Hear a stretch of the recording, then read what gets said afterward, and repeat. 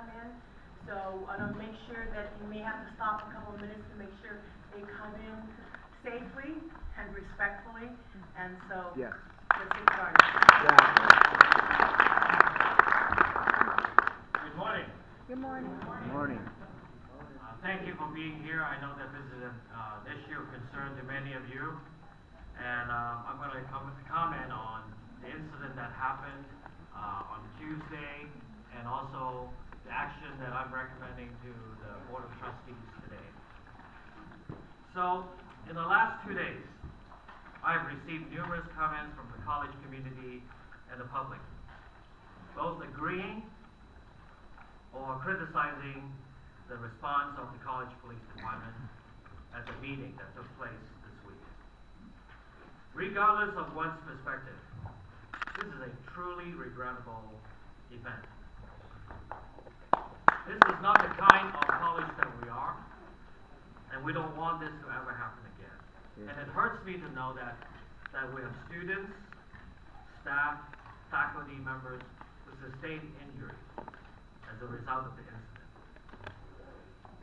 The Santa Monica College Police Department is conducting an internal investigation into the incident, and we will get the report soon. In addition, in order to maintain public confidence in the safety of our college and in the conduct of our law enforcement officers, I'm appointing today a review panel to conduct a separate review of the police response, independent of the internal investigation.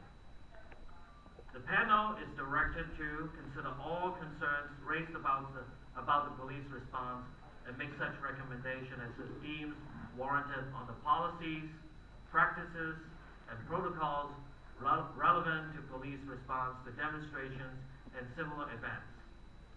The review panel shall be chaired by Campus Counsel Robert Myers and includes the following additional members: Nursing Professor Eve Adler, Trustee Dr. Nancy Greenstein, Dr. Patricia Ramos, Dean of Workforce and Economic Development, and Student Trustee Joshua Scuteri. It is imperative that we as a learning institution learn and improve from what happened, especially in a regrettable incident like the one that happened. And we can prevent similar unfortunate events from happening again at Santa Monica College.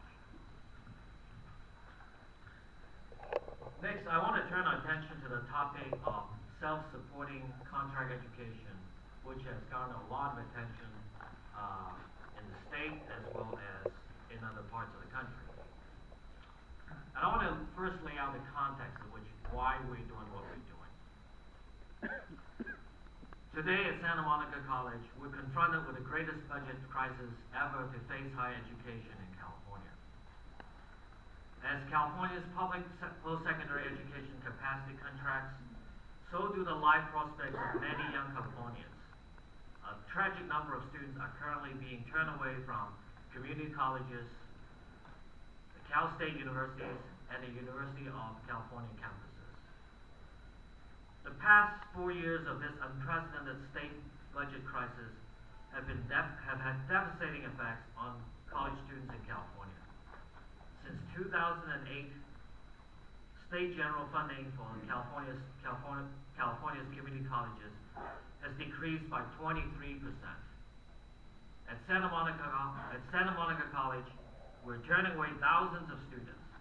Budget cuts have forced this college to trim classes offerings by 1,100 sections compared to what we were offering in 2008. Beyond this, we face another 5% cut in state funding next year. If the proposed initiative to raise taxes in November fails, this will result in a further reduction of 350 sections, based on our estimates. During the past several years, our trustees have discussed on many occasions what the college of the future could look like. We have explored a range of topics. We have also discussed frankly what the college of future will be in an era of inadequate state funding. That discussion led to the February 2012 board action to expand the options for Santa Monica College students to complete their studies. The college has proposed a pilot project where approximately 50 extra sections are made available to our students this summer to augment the over 700 classes that we would normally offer. Students would pay for these 50 classes at the Santa Monica College actual cost.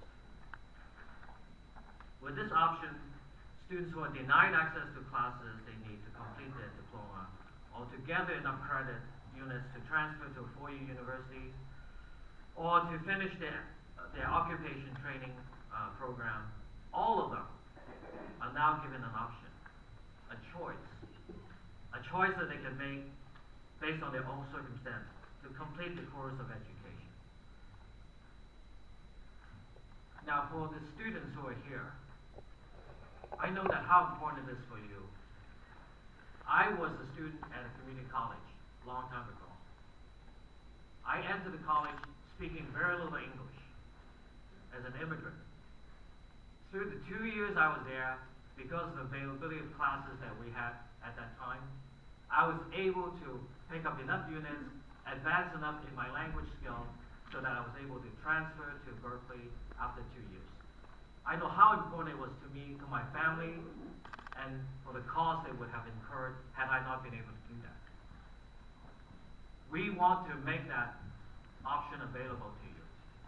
And it is your choice. It is important that you have a choice. I believe in it today, as I believe in it many years ago, that we need to do what we can to allow you to finish your education so that you can have the same opportunity that I had.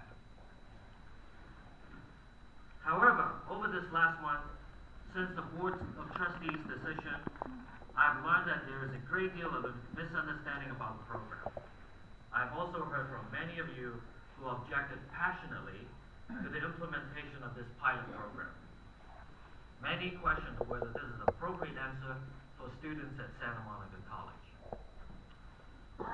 So, based on these concerns from the college community, our students, our faculty and staff, as well as questions from our colleagues up and down the state, I feel we need to pause and take a broader look and spend more time for dialogues about the merits and impact of this pilot self-supporting fee-based program.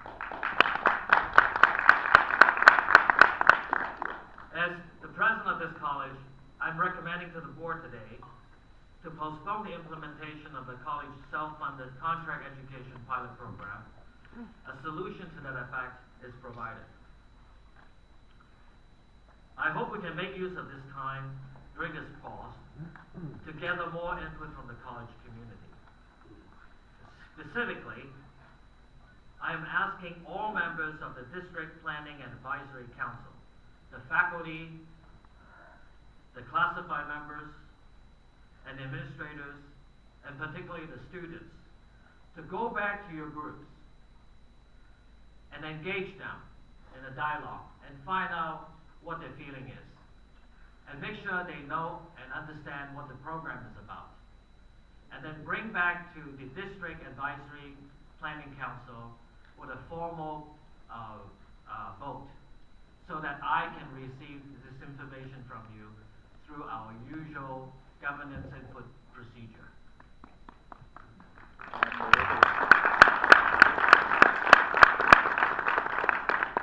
Lastly, I would urge that we conduct this dialogue with our colleagues and partners in higher education in a spirit of urgency and resolve. The current limitation is not fair for our students and for all of us who engage in education to make sure that they have a chance to be successful. And this is bad policy for California. Thank you.